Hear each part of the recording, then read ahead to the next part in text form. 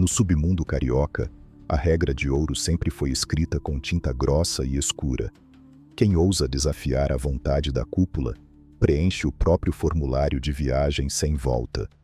O ar do Rio de Janeiro, no início dos anos 2000, pesava como chumbo, e o eco ruidoso nas ladeiras da Zona Sul não deixava ninguém fechar os olhos em paz.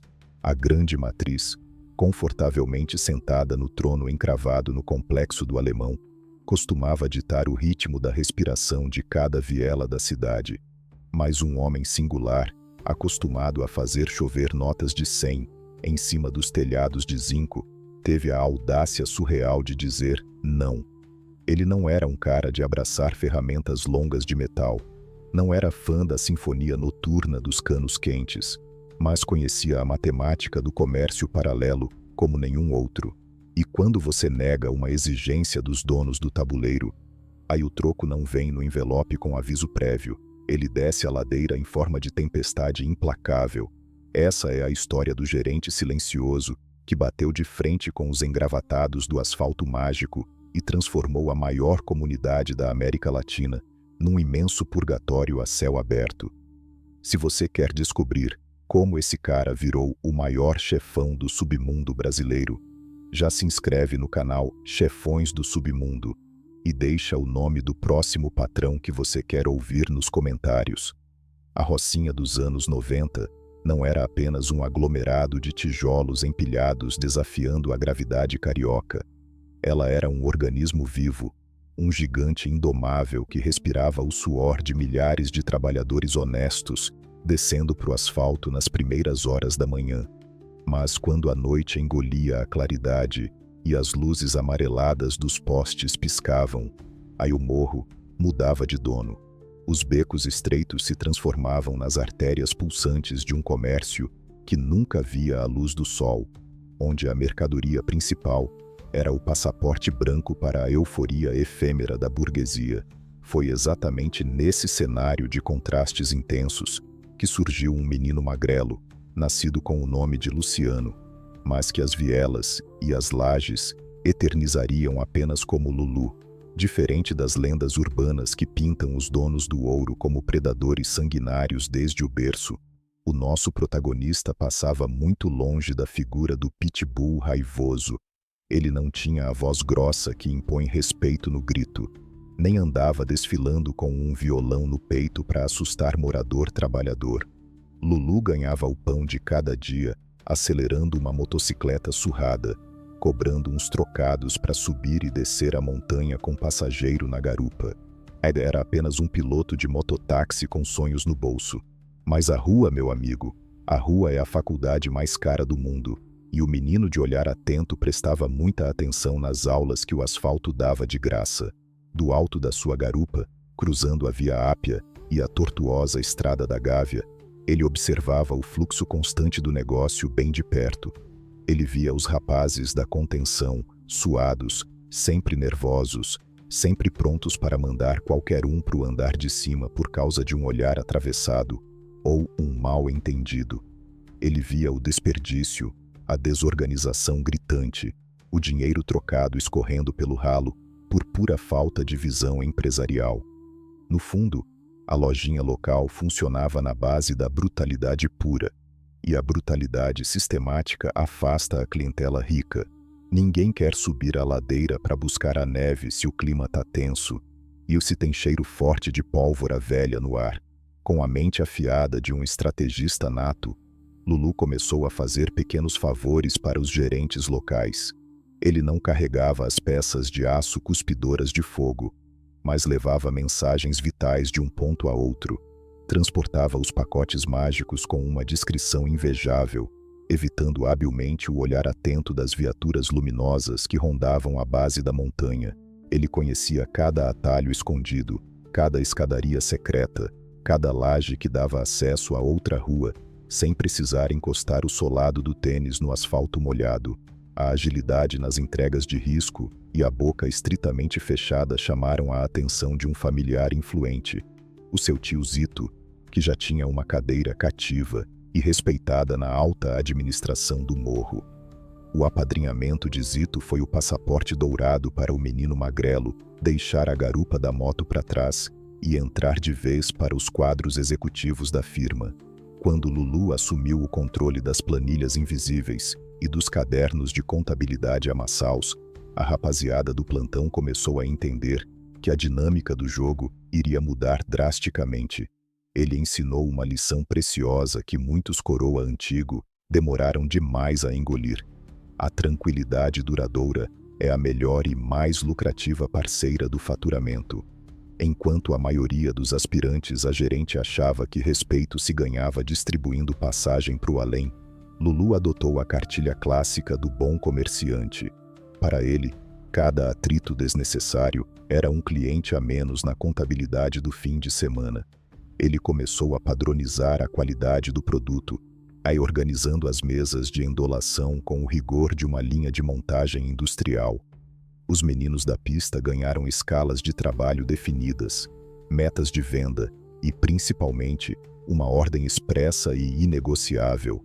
Nada de extorquir ou assustar os convidados do asfalto. Ele queria garantir que o cliente VIP da Zona Sul, o Mauricinho criado nos apartamentos de luxo de Ipanema e do Leblon, pudesse subir a ladeira, encostar o carro importado, encher o porta-luvas com a carga branca e descer tranquilamente sem suar frio. A Rocinha virou um drive-thru de luxo, funcionando 24 horas por dia. A paz reinava na montanha, não porque faltava munição nos armazéns escondidos, mas simplesmente porque o barulho excessivo espantava o lucro garantido. O caixa da firma começou a inchar de forma assustadora, ultrapassando qualquer previsão otimista da época.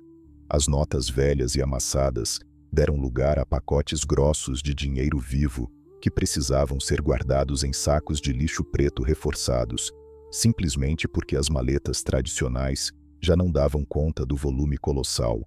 O giro de capital era um absurdo, e o grande arquiteto responsável por fazer essa engrenagem girar tão suavemente, sem um único pingo de óleo vermelho derramado pelo chão, era exatamente aquele ex-mototaxista de sorriso contido e olhar puramente calculista.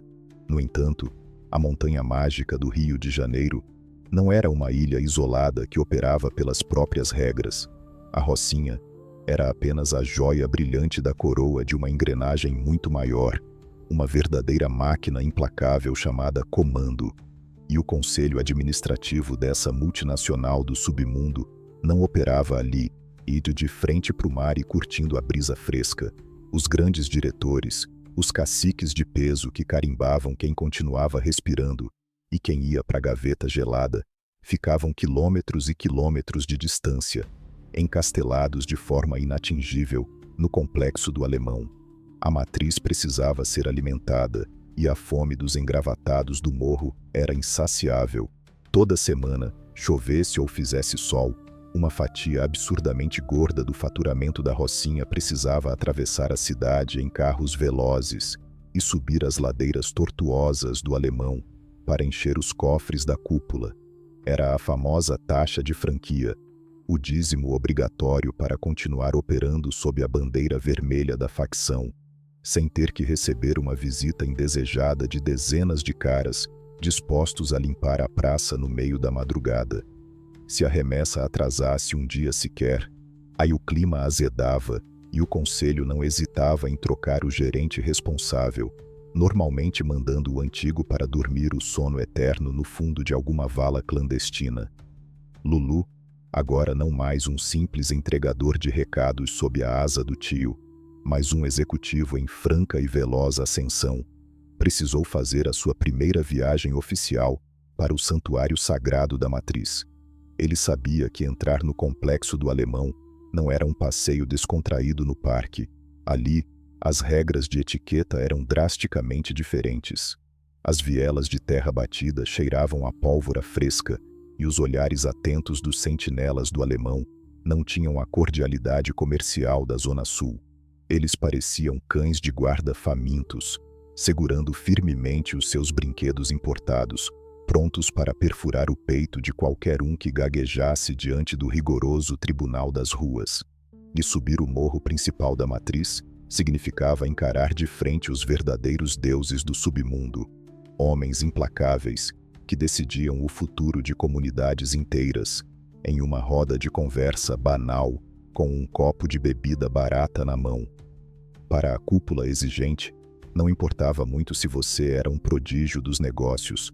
Se você não demonstrasse lealdade cega e reverência absoluta, eles rapidamente providenciavam a sua demissão permanente, substituindo-o por outro peão sedento por poder no imenso tabuleiro da cidade. O menino magrelo precisava provar que a sua política inusitada de evitar o confronto e focar exclusivamente na qualidade das vendas não era um sinal verde de fraqueza, mas sim a verdadeira e definitiva revolução que a firma precisava para dominar a cidade maravilhosa de ponta a ponta. E ele entrou naquela primeira reunião secreta com os sapatos incrivelmente limpos, vestindo roupas discretas, sem um único arranhão no seu currículo inexistente de brigas de rua, mas com a mente carregada de estratégias infalíveis e números astronômicos que fariam qualquer banqueiro babar de inveja. O ex-mototaxista estava prestes a olhar no fundo da alma dos fantasmas que governavam o Rio de Janeiro, a partir das sombras mais densas.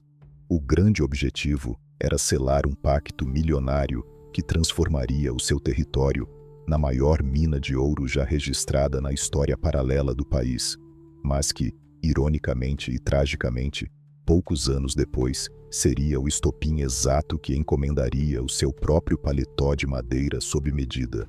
A chave do cofre monumental finalmente repousava firme nas mãos dele, e só restava a dúvida se a matriz blindada iria deixá-lo girar a fechadura dourada, ou se as luzes se apagariam bruscamente antes mesmo do grande espetáculo começar.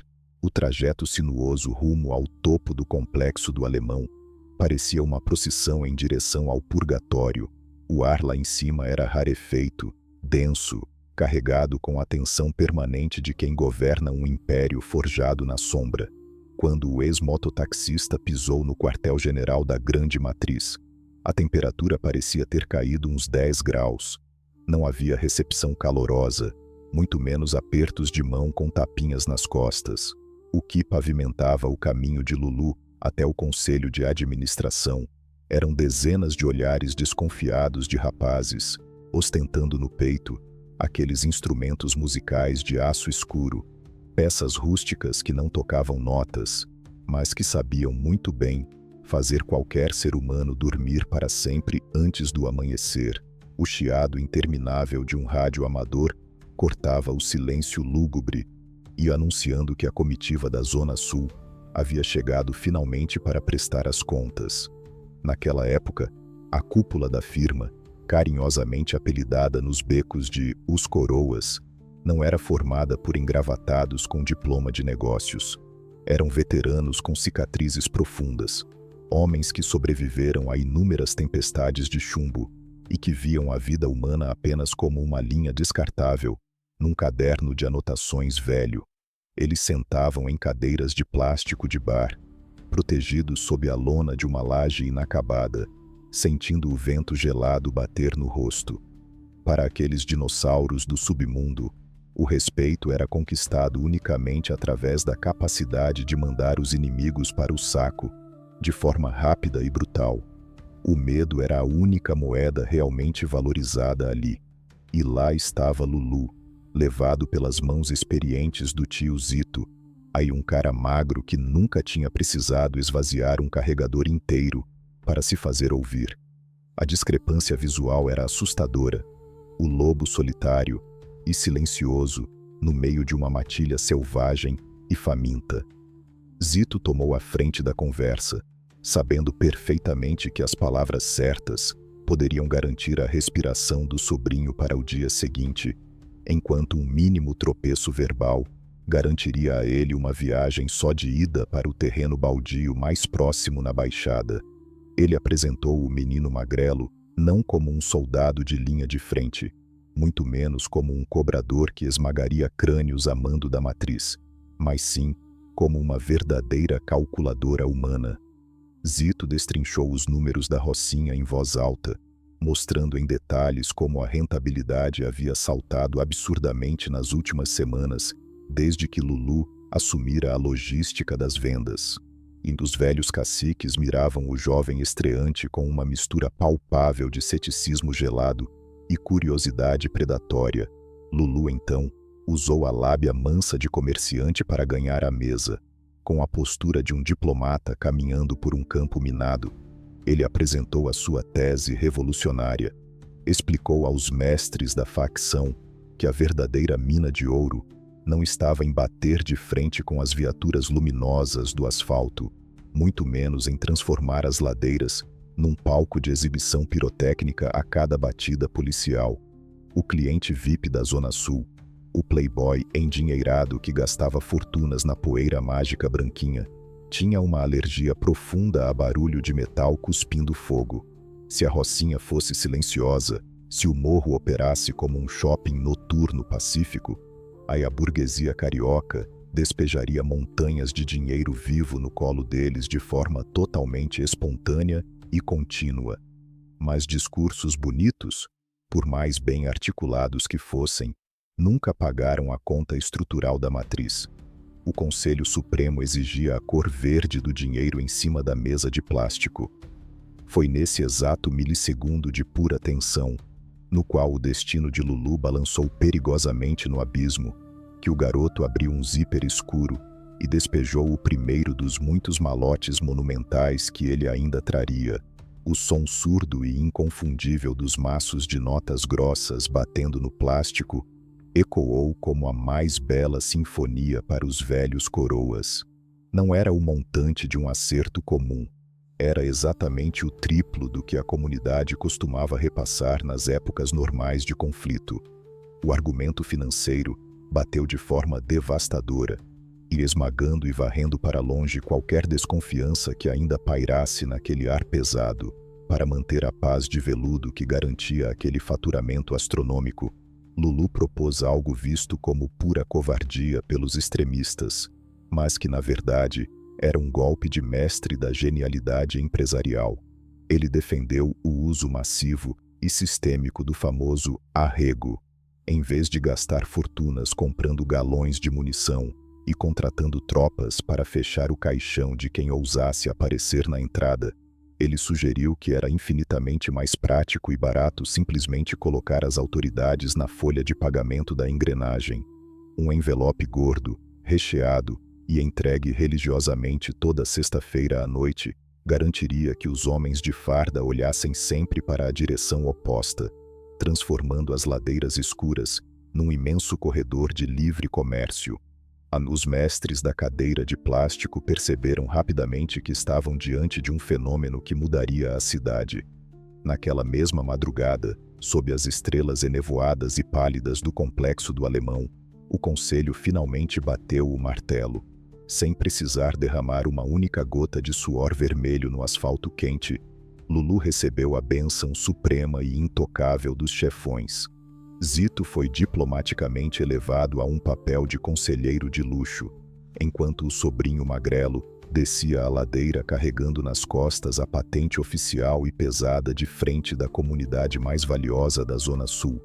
O ex-mototaxista de fala mansa agora era o rosto inquestionável da matriz vermelha, o porta-voz exclusivo autorizado a tomar decisões diárias, ajustar as tabelas de preços e mandar limpar o terreno de quem cruzasse o seu caminho, e sem sequer precisar pedir permissão prévia aos deuses da penha. A viagem de volta para a Rocinha naquela noite teve um sabor completamente diferente. Lulu já não era mais apenas o rapaz inteligente e observador da contabilidade. Ele agora trazia a marca d'água oficial da grande chefia cravada no peito, um escudo invisível que impunha respeito imediato. A partir daquele aperto de mão, o fluxo financeiro entre a montanha mágica e o santuário blindado do Alemão virou uma artéria vital e ininterrupta. A Rocinha rapidamente se transformou na principal e mais voraz máquina de imprimir dinheiro vivo da facção inteira, financiando não apenas as mega-operações no asfalto do Sul, mas bancando do próprio bolso a expansão territorial da matriz para o interior do estado.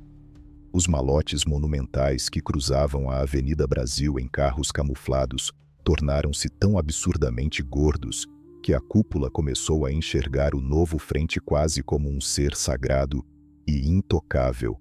O garoto anônimo que antes carregava passageiros apressados por moedas furadas, agora controlava com punho de seda uma multinacional paralela que faturava dezenas de milhões de forma invisível. A tão sonhada paz artificial finalmente reinava nas curvas da Estrada da Gávea. Ninguém dava um grito mais alto, ninguém acionava uma ferramenta pesada sem a ordem expressa, clara e direta do grande patrão. O silêncio sepulcral era monitorado de perto pelos meninos de atividade escondidos nos becos, portando ferro grosso e a diretriz inegociável de manter a ordem a qualquer custo. A qualquer morador afoito ou soldado novato que decidisse criar confusão desnecessária, era discretamente e educadamente convidado a prestar contas no alto do morro. E, invariavelmente, quem recebia esse convite específico acabava sendo despachado para o andar de cima sem fazer o menor alarde, garantindo que a engrenagem permanecesse impecavelmente limpa aos olhos assustados da sociedade. Ele havia conquistado a almejada coroa máxima, blindando o próprio corpo com a indestrutível armadura do sucesso financeiro. Os impiedosos engravatados do alemão brindavam de longe as vitórias e os números maravilhosos da sua sucursal mais lucrativa, e Lulu reinava soberano no seu castelo improvisado, moldando a Rocinha inteira à sua própria imagem, extremamente quieta, absurdamente funcional e escandalosamente rica, mas nas regras cruéis do submundo, a calmaria prolongada é quase sempre o presságio de um desastre tenebroso e sangrento. Um império colossal, construído inteiramente sobre fardos de notas amarradas com elástico, inevitavelmente atrai a fúria e a inveja mortal dos fantasmas esquecidos nas sombras da cadeia, e enquanto o calmo patrão sorria contando lucros, um espectro nefasto do passado da comunidade preparava-se silenciosamente nos bastidores para exigir a sua antiga cadeira estofada de volta, ansioso para rasgar aquela cartilha pacífica e inundar o chão polido da matriz com o combustível mais quente e escuro da cidade. A coroa que repousava sobre a cabeça de Lulu não era forjada em ouro maciço, nem cravada com pedras brilhantes, mas pesava muito mais do que qualquer joia da realeza tradicional. Ele havia alcançado o cume da montanha mágica, transformando-se de forma absoluta e inquestionável no grande patrão. A Rocinha, sob a sua batuta rigorosamente silenciosa, vivia o que os antigos moradores costumam chamar, em sussurros nostálgicos e cheios de saudade, de a verdadeira era de ouro. O ex-mototaxista tinha construído um ecossistema perfeito, uma engrenagem monumental, que funcionava com a precisão inabalável de um relógio suíço encravado no meio do caos urbano carioca. Para ele, o conceito de liderança passava quilômetros de distância da necessidade primitiva de esfregar ferramentas longas no nariz de quem passava apressado pelas vielas estreitas. A sua autoridade esmagadora era exercida pelo volume colossal de notas que ele fazia brotar nas ruas, pela ordem metódica e pelo terror psicológico espalhado nas entrelinhas de que contrariar o dono da casa significava, inevitavelmente, fechar o próprio caixão muito antes da sexta-feira. A regra número 1 da cartilha do novo chefe era cristalina e não abria a menor brecha para interpretações pessoais de soldados exaltados. O silêncio absoluto atrai o capital pesado.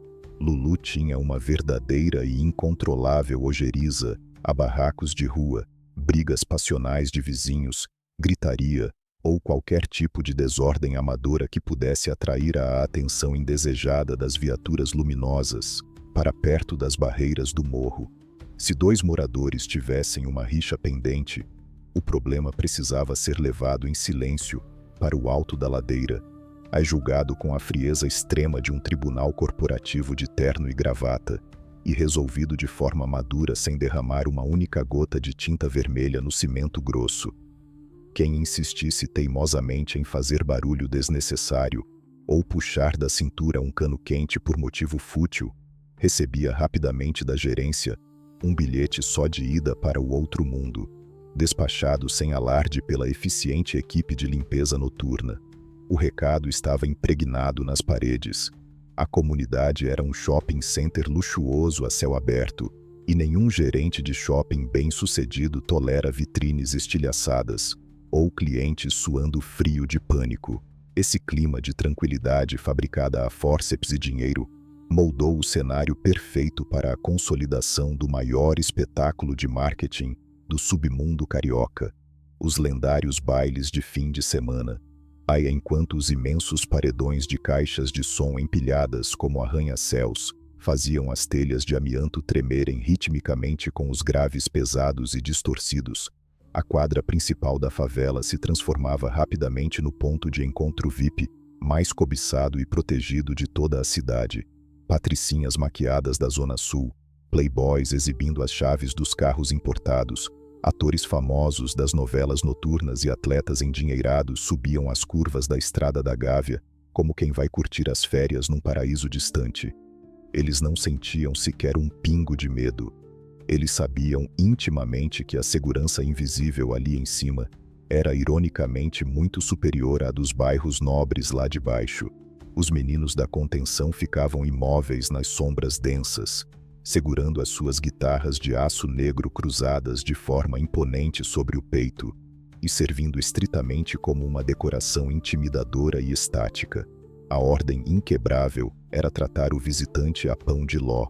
Afinal de contas, eram aqueles calçados de grife que traziam os rios inesgotáveis de dinheiro vivo para esvaziar os baldes transbordando da mais pura e refinada neve branquinha. O consumo lá em cima era uma esteira rolante projetada exclusivamente para fabricar milionários instantâneos. O produto não era comercializado na pressa paranoica de esquinas escuras ou becos fedorentos. As bancas de distribuição eram fortemente iluminadas, altamente organizadas com a precisão milimétrica de uma grande rede de lojas de conveniência.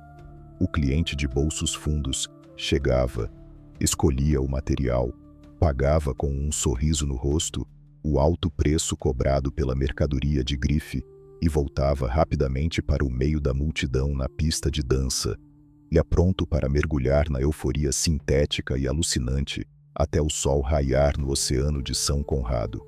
O papel moeda entrava em um fluxo contínuo e espesso, forçando os administradores a ensacar os lucros em sacos de lixo pretos e reforçados de 100 litros, simplesmente porque as gavetas espaçosas e os cofres imensos da firma já tinham estourado os seus limites físicos há muito tempo.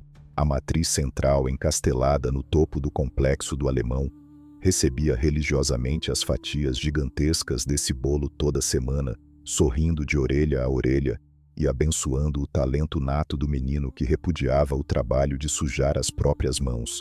Mas para que essa roleta mágica girasse sem que o chão balançasse de repente sob os seus pés, Lulu sabia com absoluta clareza que precisava erguer uma parede de contenção à prova de traições amargas. O medo, sozinho, tem um prazo de validade terrivelmente curto nas ladeiras, mas a gratidão profunda, a gratidão sincera acorrenta a alma das pessoas de forma eterna. Foi pensando exatamente assim que o patrão vestiu a longa capa de provedor social e implementou um sistema diário de assistencialismo que faria as secretarias do governo sentirem uma profunda vergonha. A ordem taxativa na mesa financeira era destinar uma parcela fixa e generosa do faturamento bruto para resolver instantaneamente os problemas daqueles que calçavam chinelos e construíam as fundações suadas do morro. Faltou o gás na cozinha da Dona Maria. Um funcionário da firma recebia a ordem no rádio e um botijão cheio aparecia magicamente na porta da senhora em menos de 10 minutos, sem custo. O filho do pedreiro teve febre alta e precisou de antibiótico de madrugada, e a farmácia da esquina estava orientada a liberar os frascos mais caros, sem piscar, e mandar a nota da despesa diretamente para a contabilidade encarregada no alto da ladeira. O patrão bancava de forma silenciosa as contas de luz com aviso de corte, enviava envelopes fechados para financiar os velórios dignos de quem viajava de causas naturais e mandava descarregar caminhões de brinquedos e lanches caros no Dia das Crianças. Essa tempestade infinita de benfeitorias construiu ao redor dele um intransponível muro de escudos humanos intangível. Se um comboio agressivo e não programado de giroflex decidisse romper o pacto de paz e tentar invadir a montanha, na intenção de surpreender a liderança no meio da madrugada, a engrenagem popular acordava como um exército invisível. As donas de casa batiam panelas nas lajes. As baterias intensas de fogos de artifício estouravam nos 4 cantos do morro, colorindo o céu e alertando os guardas invisíveis nos acessos, enquanto os moleques soltando pipa viravam olheiros implacáveis avisando cada movimento do inimigo no rádio pirata. O asfalto venerava a Rocinha pelas noites inesquecíveis, cheias de luxúria, e pela neve abundante, mas a comunidade humilde idolatrava o seu líder de forma religiosa, pura e simplesmente porque ele colocava o prato de comida quente e a dignidade na mesa redonda de plástico, quando o próprio Estado batia a porta na cara deles. O respeito pelo patrão era tanto que ninguém sequer pensava em murmurar o seu nome em tom de murmúrio negativo. Ele encarnava o papel supremo de pai, juiz definitivo, prefeito executivo e anjo da guarda encouraçado, e tudo milagrosamente concentrado em um sujeito magro, discreto, que incrivelmente raramente levantava o tom de voz para dar uma sentença. Evidentemente, manter aquele oásis de operação livre e ininterrupta custava um preço astronômico nos bastidores políticos sombrios da cidade. Para garantir que a poeira continuasse baixa e o corredor de negócios permanecesse impecavelmente livre de blitzes, o Menino de Ouro elevou o antigo e conhecido conceito de acerto financeiro para um nível executivo estelar. O famoso arrego deixou de ser apenas um punhado de notas velhas e amassadas arremessadas apressadamente para dentro da janela de uma viatura escura na base da Gávea.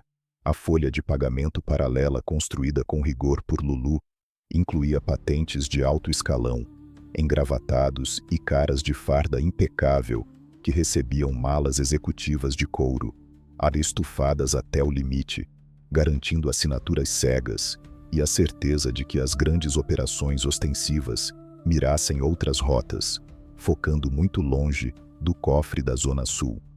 Durante longos anos ininterruptos, a Rocinha operou maravilhosamente bem, como um principado autônomo.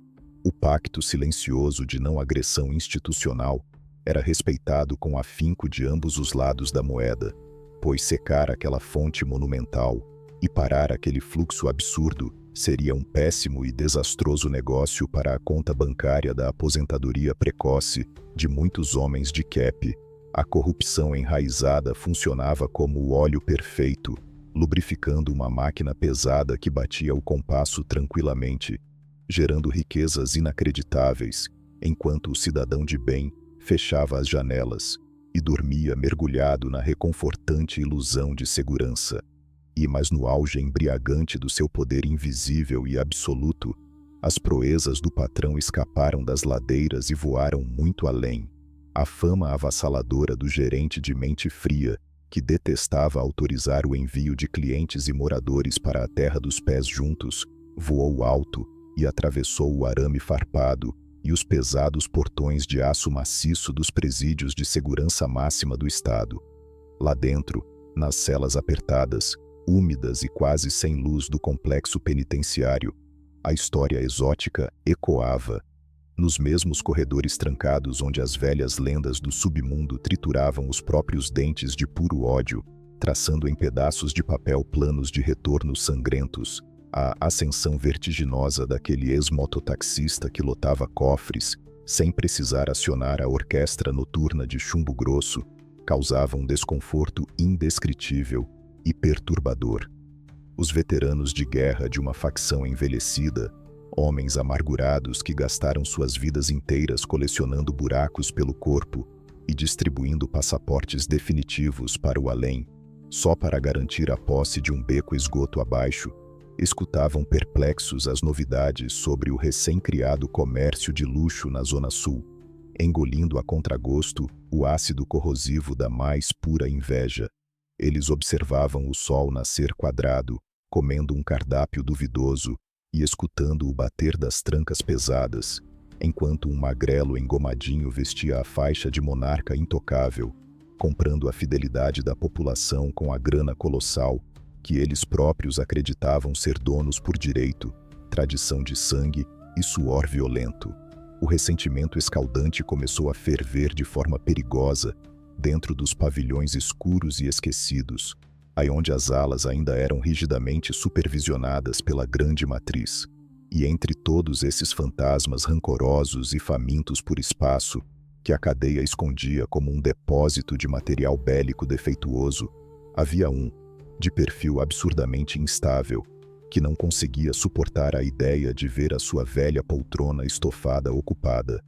A calmaria longa e silenciosa, antes o trunfo máximo e o triunfo glorioso do reinado incontestável de Lulu, transformava-se furtivamente numa isca perfeita para o caos.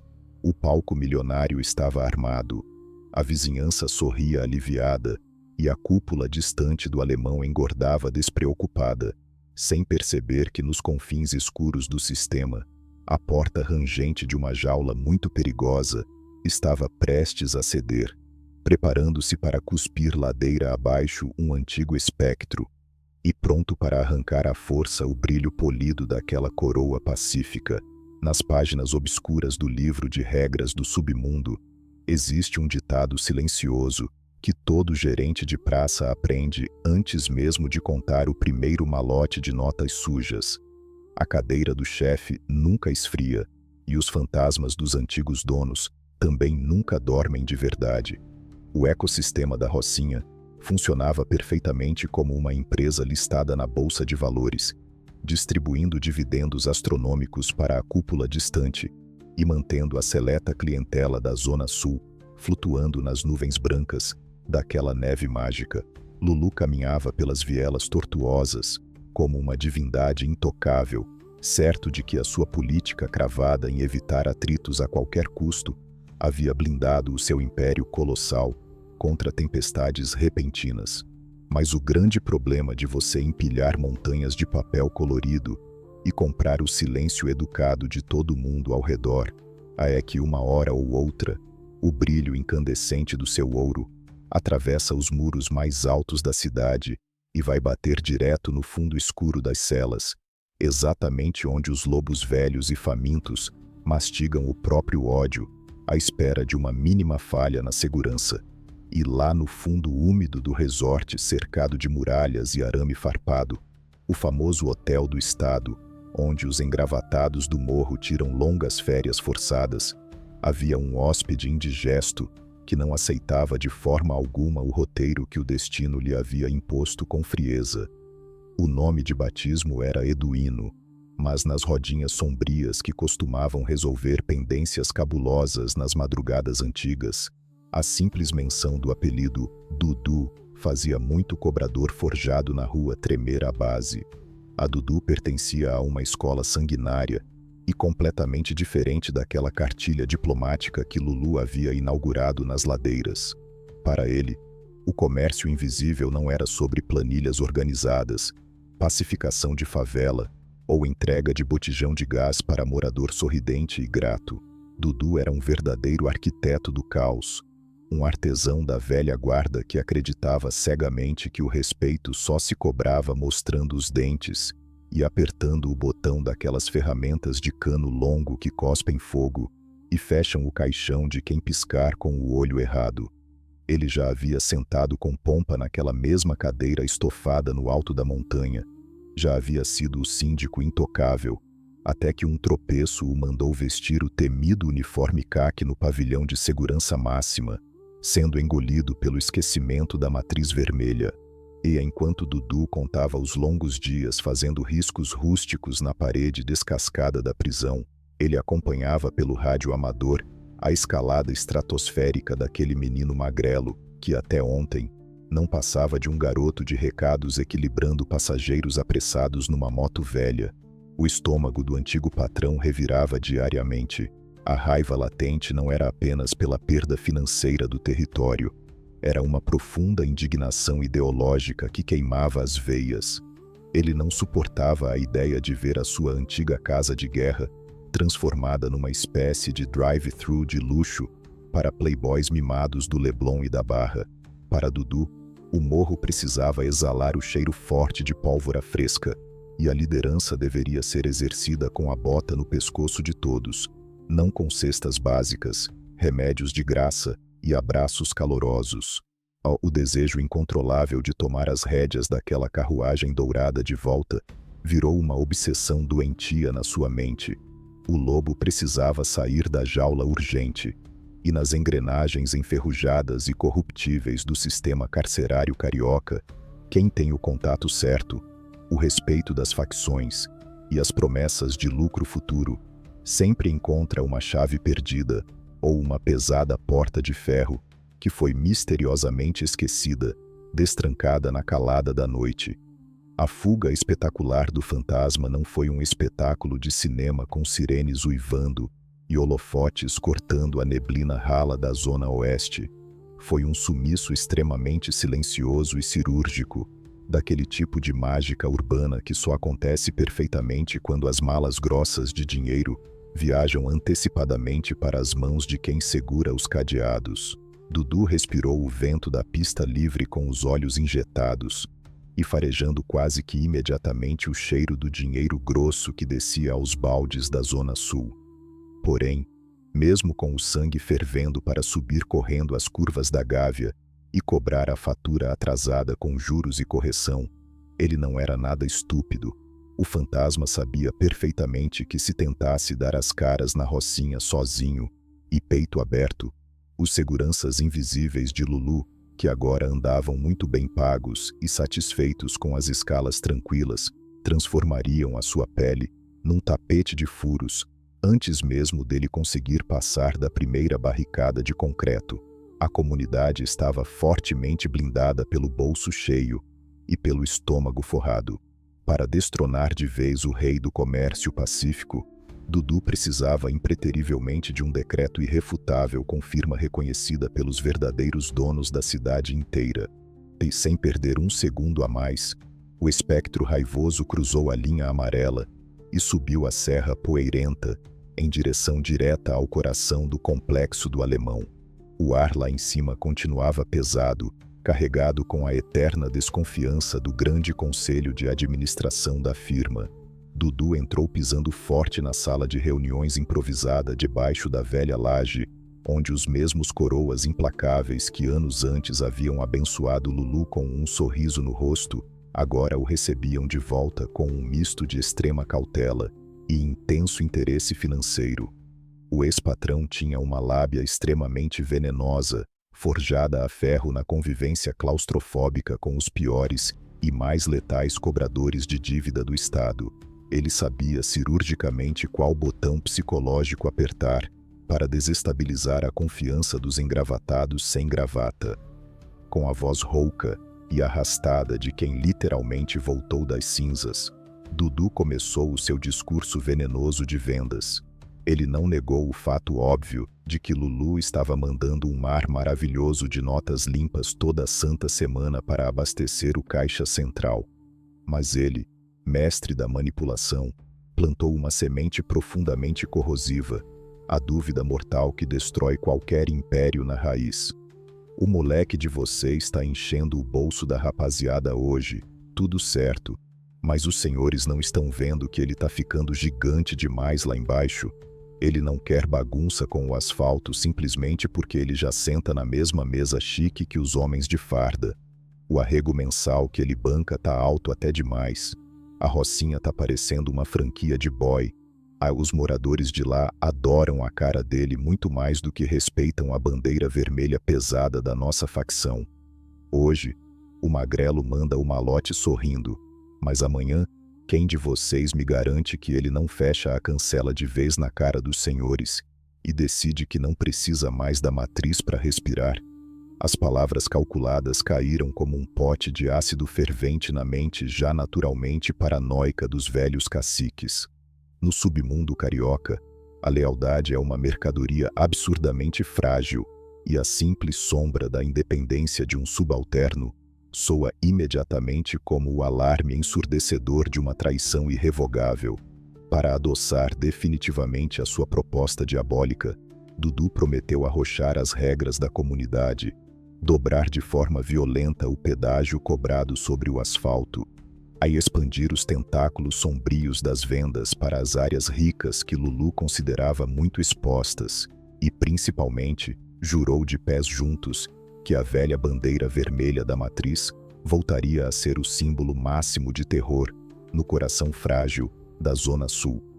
Ele traria de volta aquele velho e rentável modelo de negócios, o sistema bruto que não pede licença para entrar, que não abaixa a cabeça para giroflex de polícia e que resolve absolutamente qualquer discordância, despachando desafetos para o andar de baixo numa viagem sem qualquer possibilidade de retorno.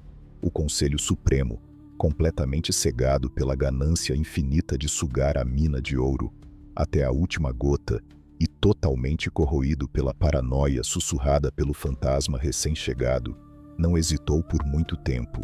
E a sentença estrutural definitiva que mudaria a história da cidade foi carimbada e assinada ali mesmo.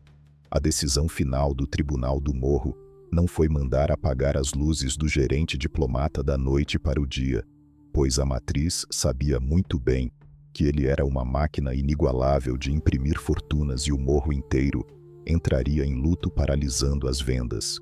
Em vez disso, optaram pela pior das torturas executivas possíveis no mundo do crime. A ordem expressa era simplesmente fatiar o grande bolo recheado no meio. A diretoria friamente decretou que a coroa da comunidade deveria ser rachada. Lulu continuaria com o seu título de patrão, sim, mas ele reinaria obrigatoriamente apenas na parte alta e escondida do morro.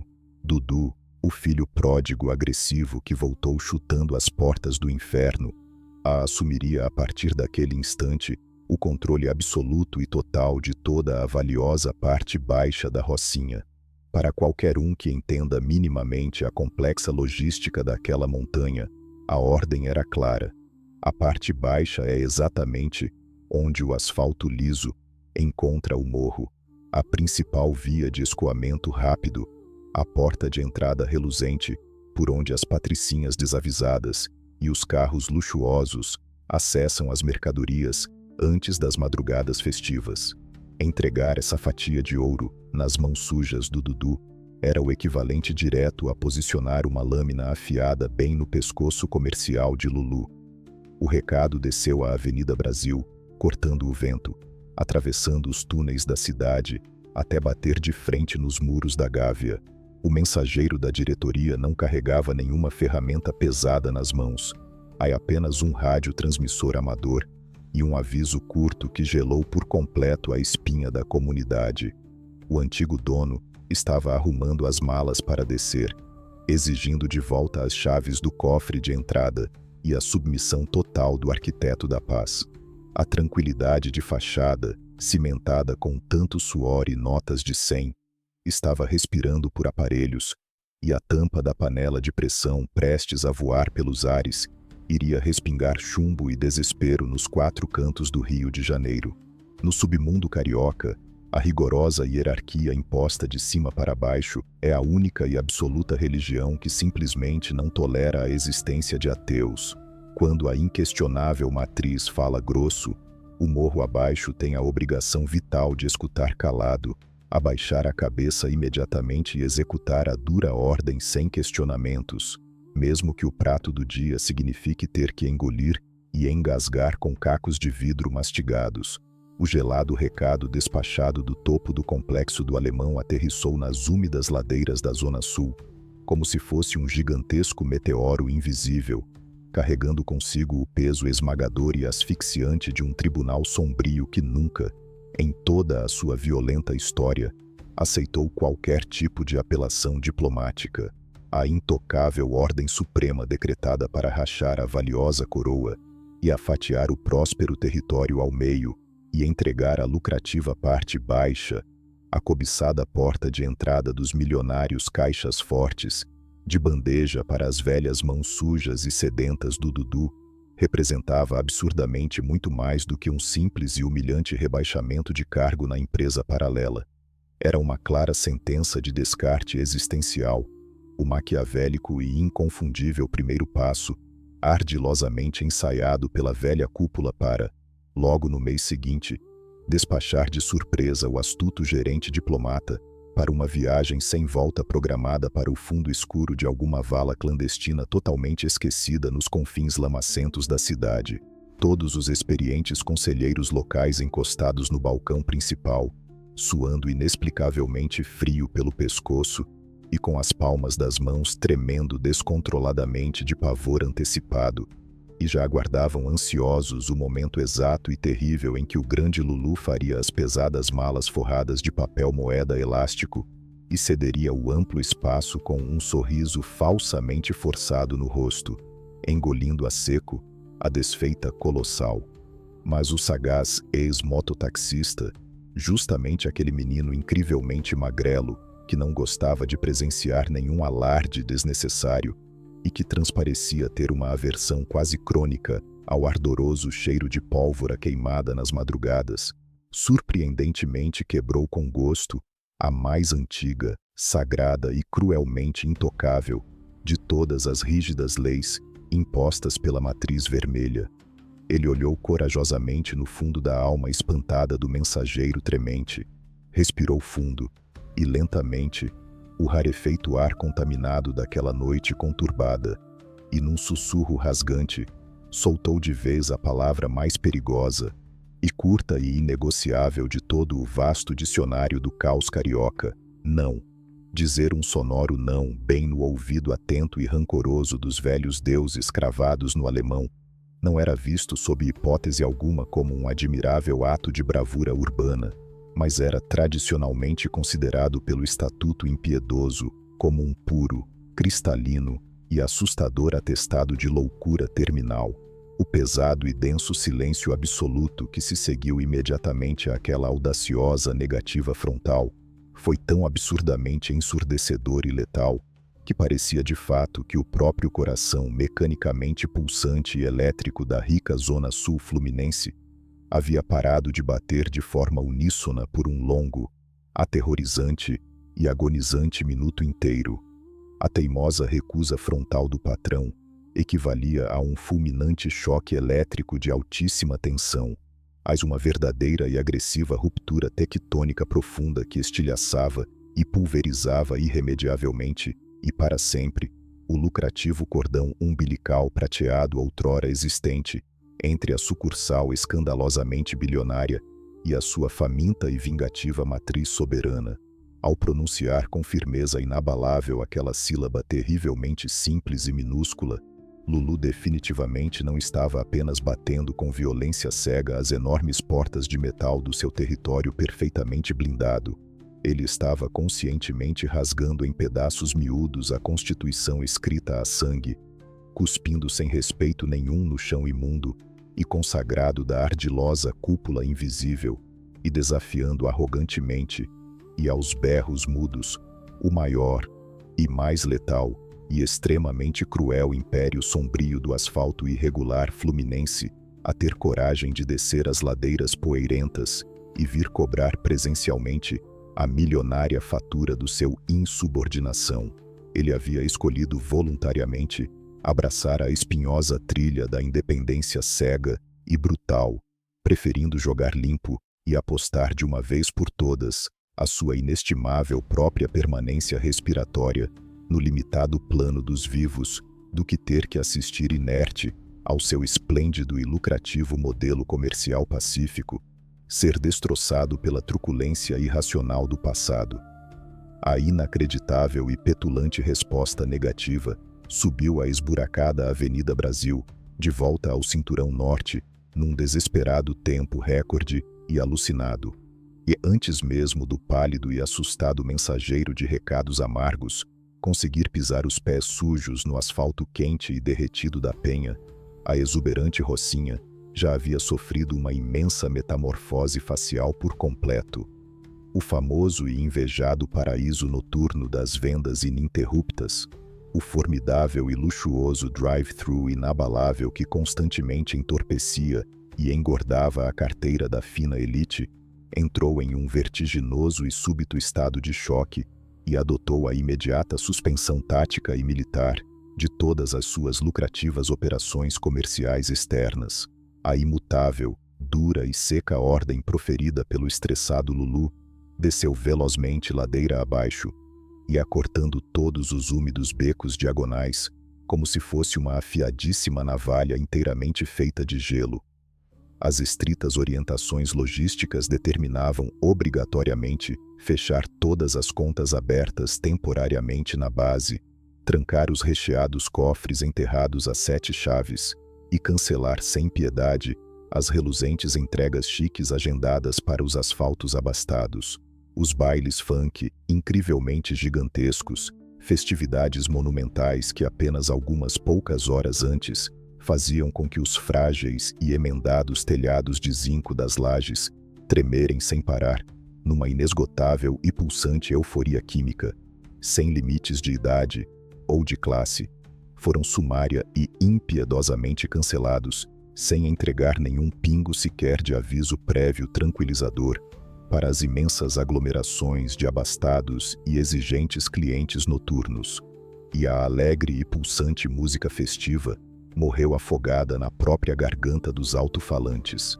O confortável silêncio metódico, que por incontáveis anos ininterruptos foi maravilhosamente cultivado e reverenciado pelos conselheiros como o fiel e generoso amigo magnético do lucro extraordinário, agora mudou bruscamente de lado e vestia cruelmente sem tentar se esconder a sufocante capa preta e pesada de um terrível presságio tenebroso, sujo e implacavelmente macabro. Era perfeitamente e visivelmente a temível quietude gélida do abandono sonoro, que rotineiramente sempre costuma anteceder a chegada das mais violentas e impiedosas tempestades de destruição material. Moradores mais velhos, cansados e marcados no tempo, que já carregavam na alma os finos nervos retorcidos e cruelmente calejados pelas tenebrosas batalhas das tristes eras já passadas, e farejaram quase que instantaneamente o penetrante e familiar odor de desastre exalando do vento frio repentino. Começaram desesperadamente num corre-corre desordenado a recolher pelos braços as ingênuas crianças espalhadas pelas vias sujas de terra batida, correram apressadamente para trancar todas as pesadas janelas de antiga madeira rachada e amontoaram de maneira improvisada e aflita dezenas de grossos e velhos colchões mofados diretamente contra as finas e frágeis paredes rebocadas, na vã tentativa de buscar amortecer minimamente o impacto dos inevitáveis convites rasgantes que cairiam do céu na mesma madrugada. As fortes luzes amarelas artificiais provenientes dos inúmeros postes tortos e enfileirados cirurgicamente nos principais e maiores acessos foram sistematicamente e manualmente apagadas uma a uma através de pedradas e cortes na fiação elétrica mestre, jogando completamente de propósito e tática de guerrilha a imensa base inferior da gigantesca e populosa montanha, mergulhada num impenetrável e aterrador breu espesso e denso, impossível de ser enxergado pelos olhos destreinados de quem não tem raízes naquele imenso formigueiro. O solitário e pálido patrão, isolado do alto da sua protegida redoma de poder ainda inquestionável, não demonstrava fisicamente sequer 1 milímetro de intenção amolecida de retroceder o cavalo, na sua teimosa e perigosa decisão completamente letal. Se os sujos, gananciosos e arcaicos cobradores de alta dívida sentados confortavelmente no alto do Conselho Executivo achavam genuinamente e com certeza absoluta que ele simplesmente abriria a mão e entregaria sorrindo a inestimável e preciosa chave dourada central da sua mágica mina infinita de riqueza, só pelo detalhe formal de eles ostentarem orgulhosamente o já ultrapassado carimbo de chumbo oficial da pesada firma vermelha. Os engravatados arrogantes do asfalto longe iriam ser brutalmente obrigados pelas circunstâncias a ter que suar enormes baldes, cheios de profundo desespero amargo para conseguir adentrar. Lulu caminhou apressado até a blindada e superaquecida central de rádio amador de curto alcance e acionou freneticamente, com dedos trêmulos de pura adrenalina pura, a integralidade maciça de todos os microfones internos habilmente escondidos nas madrugadas insones, convocando instantaneamente com a máxima prioridade, desespero e inegociável urgência a totalidade da sua vasta, endinheirada e muito bem fardada guarda pretoriana de absoluta, plena e cega confiança armada, os outrora robustos e folgados meninos encarregados da cobiçada contenção armada defensiva, rapazes que incrivelmente e preguiçosamente passaram os últimos e maravilhosos anos prósperos de reinado diplomático, apenas desfilando e segurando no ombro farto as suas intimidadoras e imponentes guitarras de aço puro estrangeiro, de forma meramente decorativa,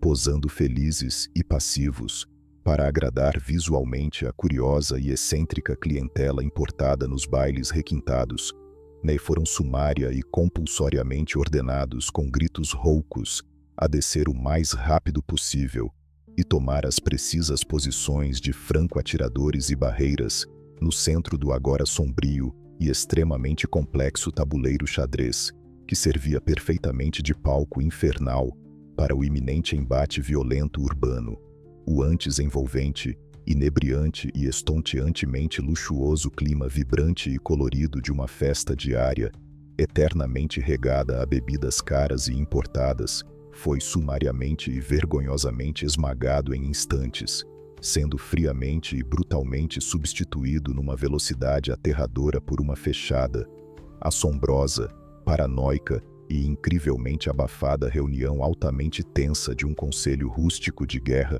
estratégico final, sob as aceleradas e extremamente ríspidas ordens emergenciais, os profundos e até então propositalmente esquecidos porões sombrios de estocagem massiva, buracos cavados como longas gavetas subterrâneas, forradas a plástico que há anos já não viam claridade, nem o cheiro do óleo, foram escancarados com golpes violentos. A espessa e sufocante poeira seca depositada foi soprada de modo agressivo da superfície fria de pesadíssimos instrumentos que normalmente, fora das ladeiras, circulam sob uso exclusivamente restrito de imensas forças táticas bélicas. Brinquedos caros de assombroso poder, perfeitamente importados via mercado cego e tubos grossos, capazes de perfurar os monstruosos motores da polícia, sem reclamar da dureza do metal, foram arrancados de sacolas apodrecidas.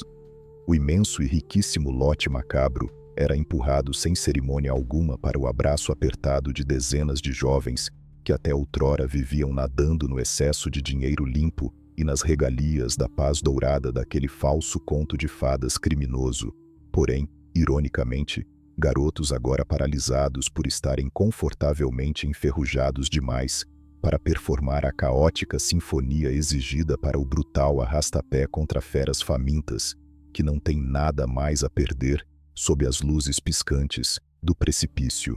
A partir desse instante tenebroso que apagou os sorrisos na comunidade fluminense, a insana panela de pressão psicológica chiava a todo vapor nos rádios piratas trancafiados. Centenas de vozes frenéticas relatavam com a voz rasgada pelas pontas dos fios invisíveis que Dudu, aquele antigo fantasma raivoso empurrado no peito pelo ressentimento, e já não contava mais só mentiras nas fumaças quentes de sua própria mente paranoica, mas estava arrebanhando um enxame letal de dimensões bíblicas nos portões gélidos e rústicos da grande corporação na zona norte carioca. Ele arregimentou sobras da matilha do Alemão, sombras do Vidigal e os rejeitados das baixadas profundas, sob promessa de varrer qualquer lembrança das atitudes generosas de Lulu, do mapa topográfico da cidade maravilhosa. Era o prelúdio absoluto e inescapável do mais aterrorizante choque existencial da história não escrita, que sepulta lendas ao amanhecer de uma única vez. O calendário marcava o mês de abril do ano de 2004, exatamente na semana em que o mundo inteiro se curva para rezar e pedir perdão pelos pecados. A Sexta-feira Santa sempre foi sagrada no asfalto carioca, dia de silêncio, respeito e mesa farta de peixe. Mas no submundo, a religião é ditada pelas peças de aço escuro, e o único perdão que existe é aquele concedido por um carregador completamente esvaziado. A tensão que vinha cozinhando a rocinha em fogo baixo finalmente encontrou o seu ponto de ebulição máximo. Sob o manto de uma madrugada atipicamente nublada, que engolia as estrelas e jogava uma sombra densa sobre a montanha, as portas do inferno foram arrombadas de dentro para fora. Dudu, o fantasma rancoroso, não desceu do complexo do Alemão para fazer uma visita de cortesia. Ele trouxe consigo uma multidão de sombras, aí um bonde pesadíssimo formado por dezenas de rapazes famintos, emprestados pela cúpula da matriz e pelos vizinhos do Vidigal, todos carregando no peito aqueles instrumentos musicais de cano longo que não tocam acordes, mas que sabem perfeitamente como colocar qualquer um para dormir para sempre, antes mesmo do galo cantar. A invasão não começou com gritos de aviso ou tentativas de negociação pelo rádio. Ela teve início com uma explosão ensurdecedora que rasgou o véu da noite. A parte baixa da comunidade, aquele mesmo trecho lucrativo que a cúpula ordenou que fosse entregue de bandeja, transformou-se instantaneamente no palco principal do mais apocalíptico acerto de contas que a Zona Sul já teve o desprazer de presenciar. Os bondes de Dudu desceram pelas rotas de mata e pelas escadarias transversais como uma avalanche de ódio reprimido. É quando os meninos da contenção do Lulu, aqueles mesmos que até dias antes viviam confortavelmente engordando no luxo da paz armada, avistaram os vultos descendo a ladeira. O primeiro e violento encontro de vontades aconteceu. A sinfonia de metal quente começou a tocar, sem maestro, num ritmo alucinado e frenético que fez a cidade inteira lá embaixo prender a respiração. Não era apenas uma troca de recados ríspida, era uma verdadeira tempestade de fúria industrializada. As ferramentas pesadas cuspiam raios ininterruptos no escuro, iluminando os becos apertados com flashes estroboscópicos de puro terror. A cada piscar daquela luz letal, um contorno humano era desenhado na parede, antes de despencar no chão duro. Meninos de ambos os lados começaram a ter as suas contas fechadas de forma brutal. Passaportes para a viagem sem volta eram carimbados aos montes, em frações de segundo, enquanto os corpos tombavam sobre as calçadas de cimento irregular. O barulho era tão absurdamente alto e constante que não se ouvia o impacto dos corpos caindo, apenas o rugido ensurdecedor dos canos quentes, trabalhando no limite da sua capacidade. As valas nas bordas das ladeiras, normalmente usadas para escoar a água das chuvas de verão, começaram a encher e a transbordar rapidamente, mas não era a água que descia morro abaixo buscando o asfalto de São Conrado. Era um líquido quente, espesso e de uma cor vermelha muito escura, que lavava o terreno e marcava definitivamente o fim da era diplomática. Para os milhares de moradores, a Sexta-feira Santa transformou-se num mergulho obrigatório no purgatório. E a narrativa daquela noite não pertence apenas aos caras de preto que apertavam os botões. Ela é cravada na memória das famílias que se atiraram no chão gelado de seus barracos, rezando todos os terços conhecidos, enquanto o teto parecia desabar. Mães cobriam os ouvidos dos filhos pequenos debaixo das camas de mola, tentando abafar o som do juízo final que passeava livremente pelo corredor da porta de fora. A acústica espremida das vielas transformava os estrondos em ecos monstruosos, e havia um som específico, um barulho miúdo e aterrorizante que gelava mais a espinha do que os próprios estrondos. O som das cápsulas vazias de metal batendo e quicando descontroladamente no chão de concreto, no zinco dos telhados e nas telhas de amianto, Parecia uma chuva de granizo maldita, uma tempestade de aço descartado caindo do céu, e avisando a quem estivesse encolhido lá dentro que os ceifeiros estavam bem ali, do outro lado da parede de tijolo fino, despachando almas para o andar de cima sem perguntar o nome ou a filiação. No meio daquela escuridão caótica, o fogo amigo era tão perigoso quanto o inimigo declarado. A fumaça densa gerada pelas ferramentas quentes se misturava com a poeira levantada pelas paredes estilhaçadas, criando uma neblina sufocante, onde ninguém sabia ao certo quem era parceiro e quem era invasor. Se um vulto cruzasse a esquina correndo na direção contrária, a ordem era limpar a praça primeiro e checar a identidade do infeliz, depois que ele já tivesse viajado de uma vez só. Dudu avançava implacável, retomando cada metro quadrado da parte baixa na base da força bruta, aguiando seus bondes como um general do caos, que não tem qualquer zelo pela vida dos seus próprios peões. Cada barricada tombada era celebrada com mais chumbo para o alto, um recado claro de que o fantasma havia voltado para cobrar o aluguel atrasado de todos os anos em que esteve no resorte do governo. Do alto do seu quartel-general improvisado na parte superior, cercado por um exército de escudos humanos e soldados desesperados, Lulu ouvia o seu império pacífico desmoronar tijolo por tijolo. O homem que odiava o barulho, o arquiteto que havia construído a máquina de dinheiro mais silenciosa da cidade, agora estava surdo no epicentro da guerra mais estridente da década. A sua diplomacia genial, o seu assistencialismo de pai de todos, os arrego-milionários pagos pontualmente às viaturas do asfalto, absolutamente nada daquilo servia como colete para segurar a fúria irracional da matriz que decidira cobrar o seu orgulho ferido.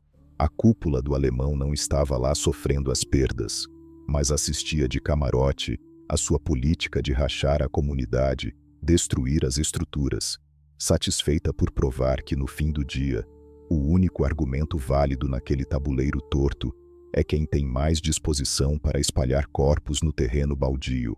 A madrugada parecia não ter fim, esticando-se como uma agonia interminável, quando o sol finalmente começou a rasgar o céu na manhã seguinte, iluminando a neblina rala que pairava sobre a rocinha. O cenário era de terra arrasada. O vermelho do crepúsculo misturava-se simbolicamente com a tinta espessa que manchava as escadarias.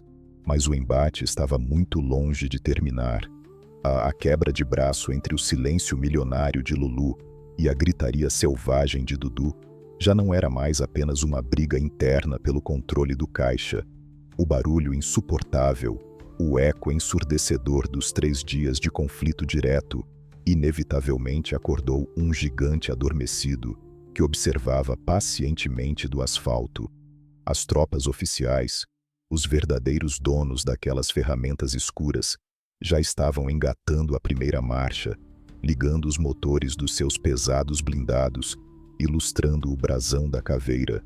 A Semana Santa estava manchada para sempre, e a passagem de ida para o andar de cima já estava reservada para o grande patrão, não pelas mãos do seu rival ensandecido, mas por aqueles que nunca perdoam uma afronta escancarada na vitrine da cidade.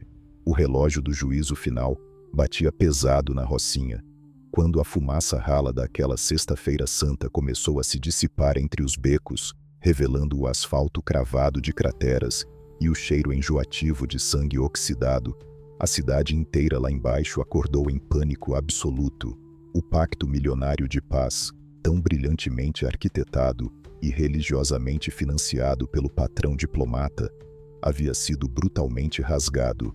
E quando o barulho interno da montanha ultrapassa o limite tolerável das janelas de vidro fumê dos bairros nobres, o Estado deixa de ser aquele parceiro invisível que fecha os olhos em troca de malotes gordos nas sextas-feiras e subitamente lembra que precisa colocar o uniforme engomado de xerife implacável. A invasão patrocinada pelo alemão havia escancarado demais a ferida. O espetáculo bélico protagonizado por Dudu virou uma afronta insuportável para o poder público, forçando a mão dos homens que carregam o símbolo da caveira encravada na faca. O gigante de botas de couro estava finalmente subindo a ladeira e, dessa vez, não vinha para negociar o pedágio semanal. Descia o freio de mão para literalmente limpar o terreno e arrancar pela raiz a liderança de quem ousou incendiar o cartão postal do Rio de Janeiro.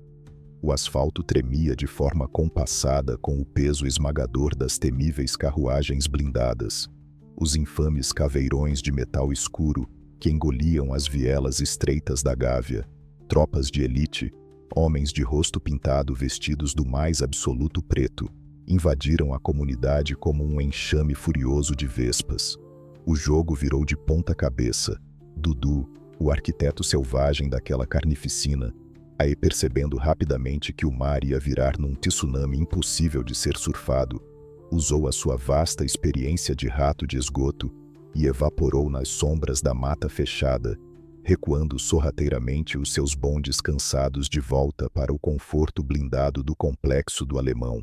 Ele largou o osso no meio do barro, deixando o estrago armado propositalmente, para que a ira estatal caísse com toda a força e impiedade exclusivamente sobre a cabeça teimosa daquele menino que se recusou a obedecer à matriz. Era a ratoeira perfeita, fechando os dentes de aço em torno do pescoço executivo do ex-mototaxista. Lulu, por sua vez, estava acuado no seu próprio castelo invisível. O homem que outrora não transpirava sequer uma gota para resolver os atritos do morro, agora sentia o oxigênio acabar dentro do seu pulmão. Aí ele estava cercado não por rivais da sua mesma laia, mas pela força de contenção mais letal do continente. O recuo desesperado e frenético encurralou o grande patrão e os seus últimos guardiões de confiança em uma pequena e humilde moradia, localizada no coração espremido da lendária Rua 1. O líder máximo da Montanha Mágica, o homem que financiava casamentos, bancava funerais com dignidade e mandava entregar gás na porta das donas de casa, estava prensado num cômodo abafado de tijolo baiano, com o rádio amador chiando ordens desconexas de soldados caindo no concreto e a bateria das ferramentas escasseando perigosamente. A tensão do cerco cravou as unhas na parede. Do lado de fora da casa, o imponente destacamento negro avisou que não havia espaço para conversa de negócios. Eles não queriam prender ninguém. Aí eles queriam apresentar o boleto definitivo do fechamento de contas. As vozes ásperas, ampliadas pelos megafones, exigiam a rendição imediata, mas todo e qualquer membro do conselho daquela firma vermelha sabe, intimamente, que entregar as mãos algemadas para os caras de preto naquelas condições é garantir uma passagem só de ida, embrulhada em saco de lixo, num trajeto direto para uma cova rasa e sem placa.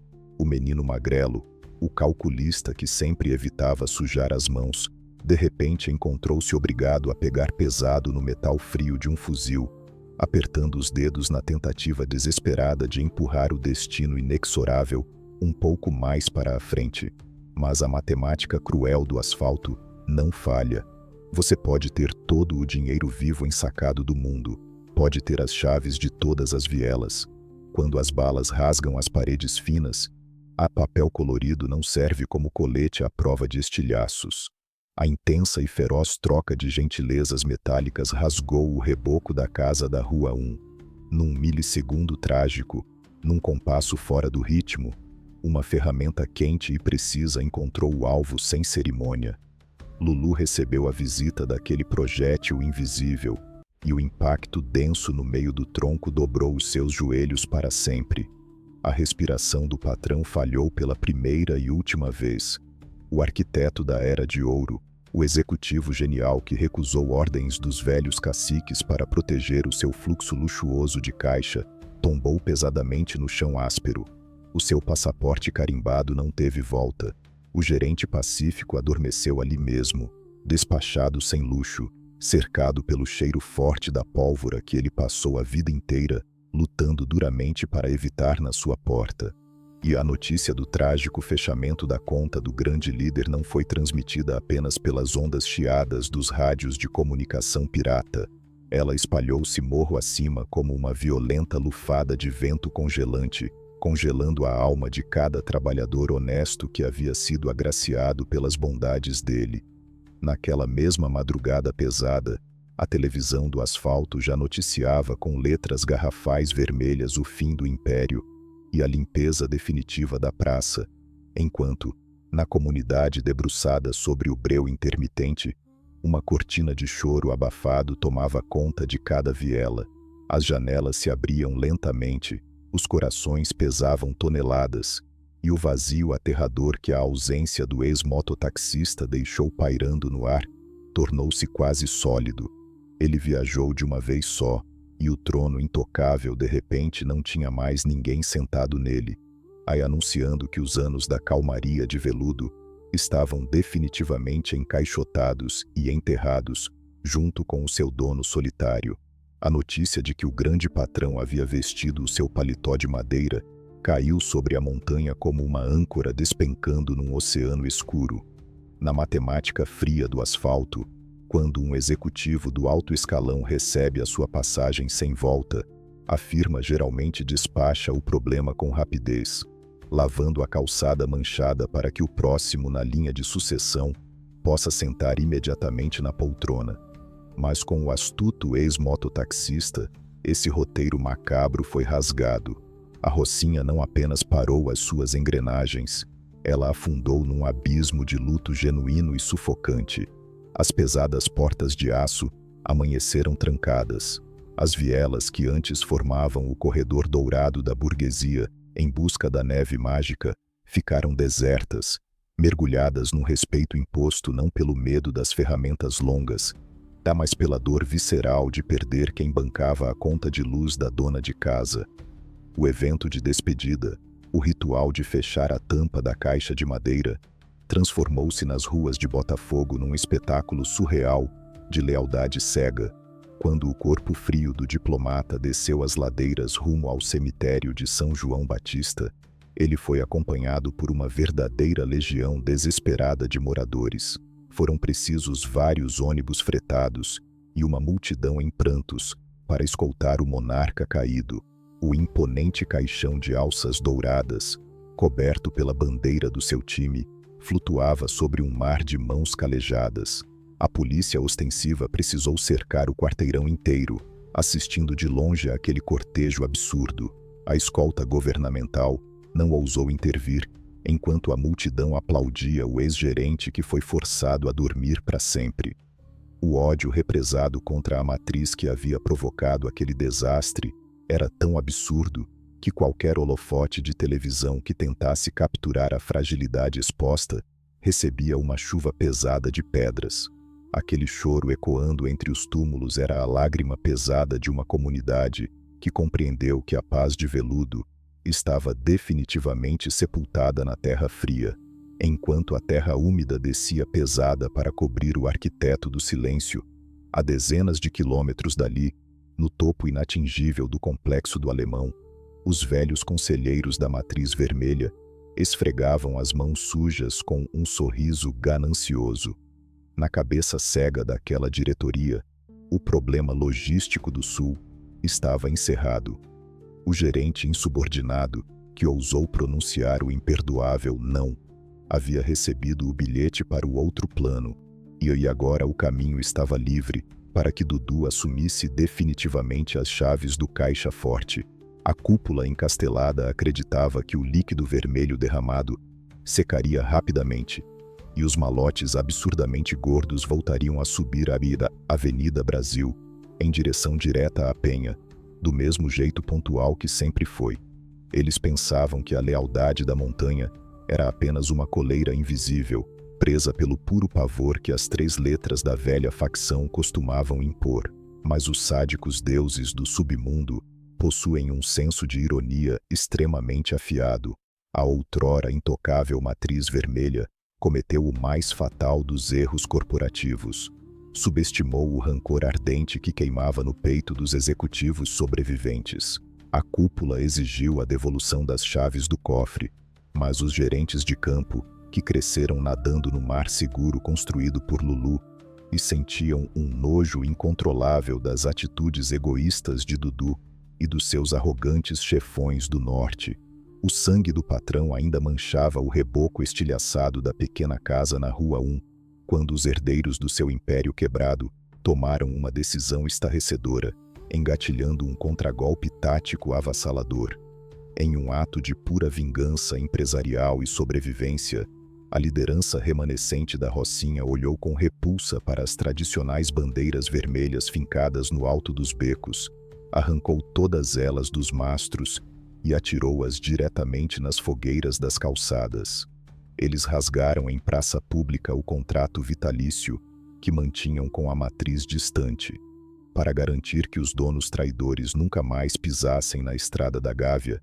Aí os soldados órfãos fecharam um novo acordo multimilionário e convidaram para sentar na sua disputada mesa justamente o pior pesadelo da cúpula do Alemão, a feroz corporação concorrente, aquela que carregava a cor verde e se autodenominava como a União dos Amigos. A traição reversa foi uma facada cirúrgica desferida em cheio no coração financeiro dos caciques do norte. Da noite para o dia, a matriz vermelha descobriu pelos chiados do rádio que havia acabado de perder para sempre a sua mais rentável mina de ouro de toda a América Latina. O plano brutal de destronar o diplomata resultou na mais humilhante falência estratégica. Dudu não herdou uma coroa rachada, ele herdou um exílio definitivo, amargando a derrota de ver o invencível cofre da Zona Sul protegido agora por um exército alinhado com a arqui-inimiga concorrência. A herança deixada pelas cinzas daquele imenso império transformou-se na maldição que assombra o submundo carioca. A viagem precoce do genial executivo provou para as novas gerações que tentar administrar o asfalto irregular, baseando-se em apertos de mão civilizados e distribuição de cestas básicas, é uma ilusão que custa muito caro. Na engrenagem perversa das ruas escuras, a única garantia concreta de manter o oxigênio circulando é garantir que as ferramentas longas estejam sempre carregadas e dispostas a cuspir fogo letal, porque quem se recusa a abraçar a selvageria canibalística do ambiente acaba sendo violentamente engolido por ele. Os malotes continuaram descendo as vielas, a neve mágica continuou a abastecer os playboys, e o som grave das caixas empilhadas voltou a ecoar nas madrugadas de sexta-feira, mas o gosto daquele lugar nunca mais voltou a ser o mesmo. O trono de Lulu, construído sobre notas amarradas e assistencialismo, não ficou vazio. Outros nomes imponentes, infinitamente mais cruéis, sentaram na cadeira de plástico e assumiram o controle das planilhas. Essa é a poesia crua e implacável do Rio de Janeiro oculto. O sangue escorre ladeira abaixo, mancha o asfalto por breves horas, e então a chuva tropical desce pesada, lavando impiedosamente as calçadas para que a próxima administração caminhe sem escorregar. Um milionário patrão adormece a contragosto na caixa de madeira, mas a imensa loja noturna nunca fecha as portas. O comércio é infinito. Os clientes são insaciáveis, e a roleta clandestina continua girando num compasso ininterrupto, aí triturando almas e imprimindo fortunas, numa roda gigante onde o ponto mais elevado é apenas a antessala dourada para a queda brutal, rumo ao abismo de sempre. Se você quer descobrir como esse cara virou o maior chefão do submundo brasileiro, já se inscreve no canal Chefões do Submundo e deixa o nome do próximo patrão que você quer ouvir nos comentários.